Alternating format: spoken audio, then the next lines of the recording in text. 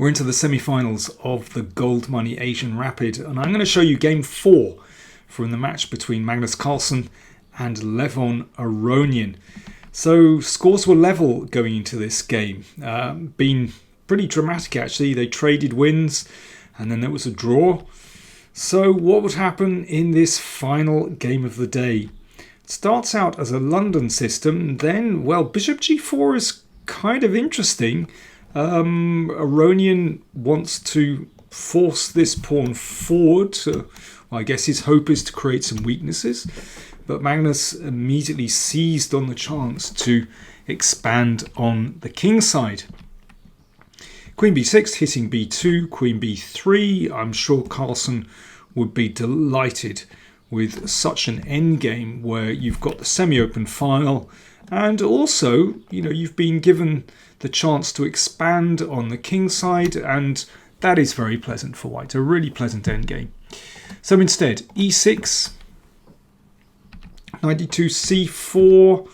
Now if queen takes again, we've got one side with a semi-open file, and black pushes like this. Reminds me of the classic game between Yanovsky and Capablanca, where the bishop also came back here. But of course, Carlsen isn't going to do something like that. Queen c2 instead, which kind of leaves the queen dangling out on b6. Bishop d6, good move. This is a strong piece, so that gets exchanged off.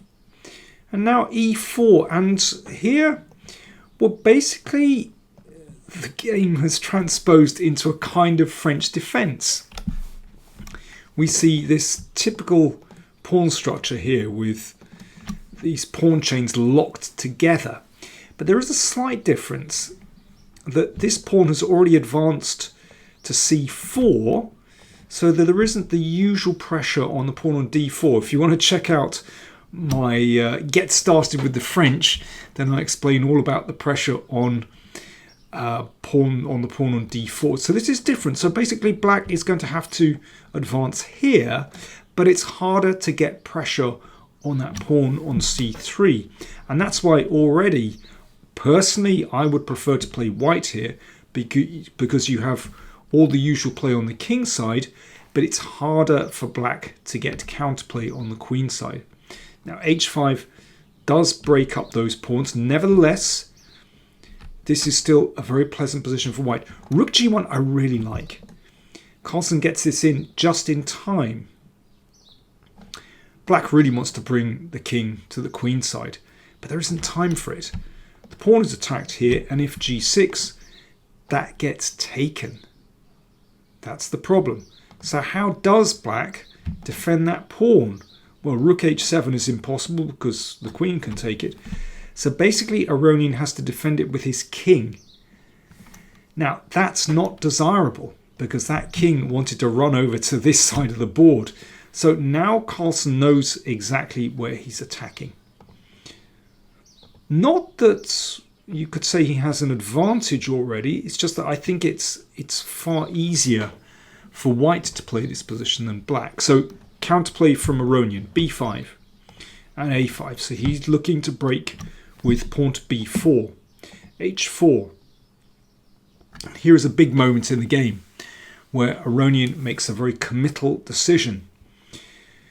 You could just continue with queen b7 and that defends the rook, then it's possible to play b4. But then white would play, for example, h5. Let's say b4. Now, do you take this or do you leave it? It's hard to say, but let's say you take and the king comes to f2 and bishop e2. Very hard to say what's going on here. White still has the chance to attack, well, with pawn to f5. Maybe just give up a pawn and get the queen to g5. But that queen hanging around the other side of the board could provide some counterplay. Very tense position. That's all we can say. But instead of going for the b4 break, Aronian played pawn to f5. But that leaves some serious weaknesses on the g file, notably the pawn on g7. And after this looks like a lot of fun. Aronian just thought that he could block out white on the king side, but that is not so. And another very committal decision here. Aronian plays a4. He just wanted to close the position completely. Wanted to make sure that white never has this break with a4 or indeed b3. Played a4. Well, so he's basically saying, I can hold you on the king side. The rest of the board is completely closed. But that is really risky. And actually, Carlsen manages to build up really nicely on this side of the board. Already you can see that, well, black is going to have to make a decision about that pawn on g6. Do you leave it there? Do you try and defend it? Or do you play it to g6? But then h5 might open things up. And, well, more than that, there are some other very interesting attacking possibilities for white. h5. Knight here, of course, the knight wants to come in. Knight g5, looking at e6. Very nice. And now this knight maneuvers around to e3. And suddenly very interesting sacrifices are looming in this position. You can take and then take on d5, or take on d5 and recapture there. Suddenly this is looking horrible for black. Queen e7. Now Carlsen plays it very carefully. He just brings his king over to the other side of the board. King c1. And now he was tempted by the sacrifice. Black can hardly do a thing here. One possible idea is to bring the king way across this side of the board. The problem is in that case that actually g7 is going to fall. Carlsen plays knight d5, but there was a strong argument for playing rook g3 and queen g2. More pressure on g7, more pressure here as well, so that these sacrifices now look incredibly inviting. And with this king tucked away, let's say on a2, then black has zero counterplay here. I think objectively black is lost. But knight takes d5 played. Carlsen eager to break through.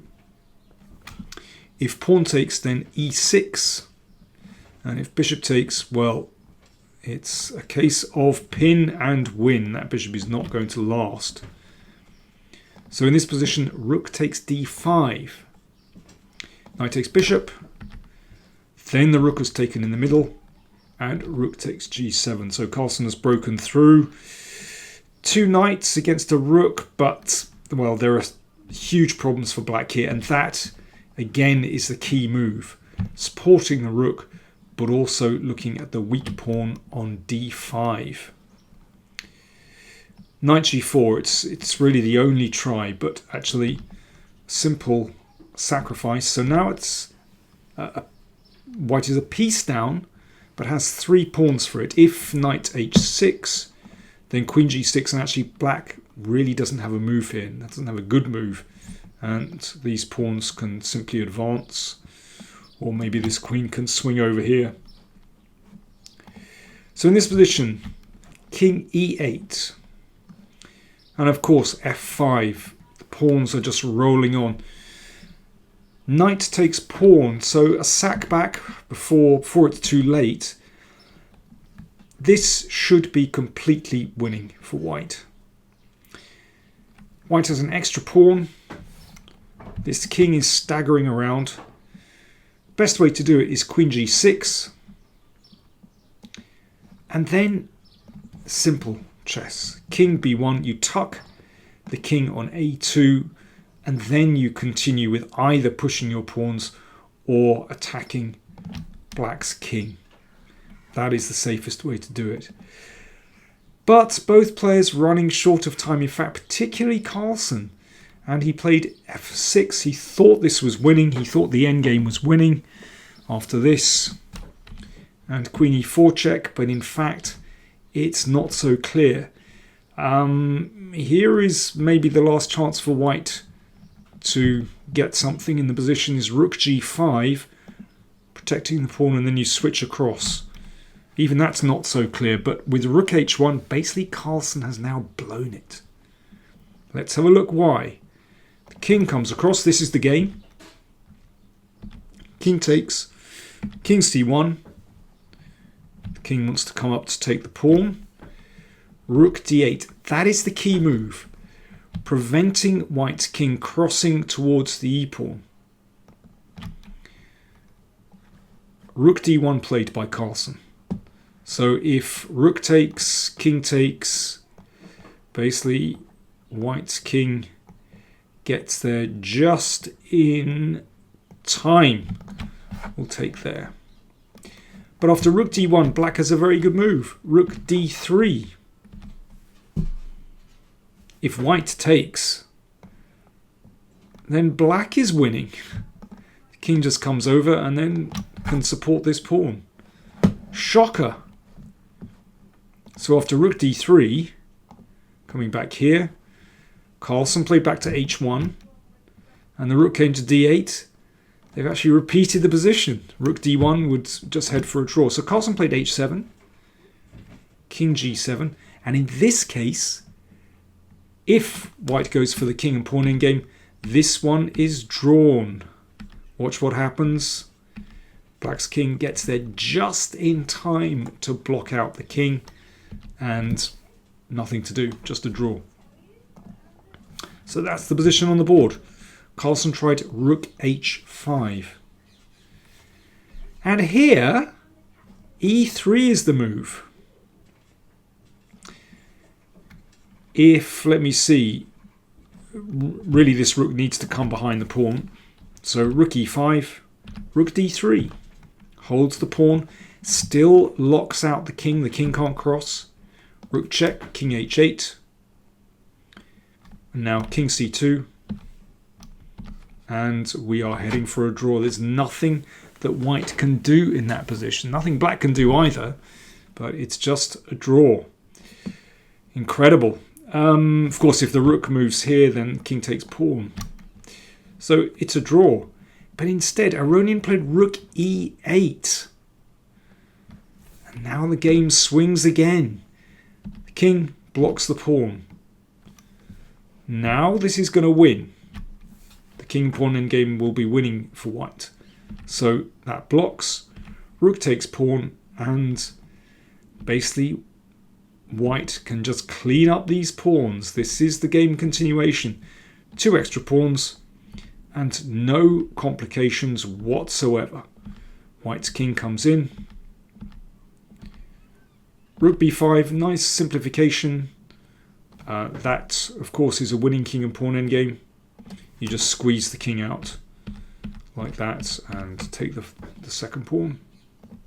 So after rook b5, the rook had to retreat. King b4, well, it's easy to see this is winning for white. Now Carlsen played rook a5. You could play c5 and give a check. That's also just keeps white crawling down the board. But rook a5, very, very clear as well here. Threatening rook takes pawn, and here Aronian resigned if rook check. King c2, followed by rook takes pawn. Obviously, white is completely winning that position with, well, 3 extra pawns actually. So Carlsen wins the first set in that semi-final. I thought that was a fascinating struggle actually. Carlsen going wrong at the end, well, that's what happens when you're short of time. It all gets a bit random. But I thought really interesting middle game, and you know, this kind of position, very hard to judge. Do you keep going here? Do you blockade here? Aronian went for the blockade. Definitely wasn't right. But this kind of situation is very hard to judge. And that's very typical of these kind of closed positions that can typically arise from the French defence, or, well, in this case, the London system. In the other semi-final, Ding convincingly defeated Artemiev. A bit of a surprise that. But, well, I'm glad for Ding anyway. So, second set tomorrow.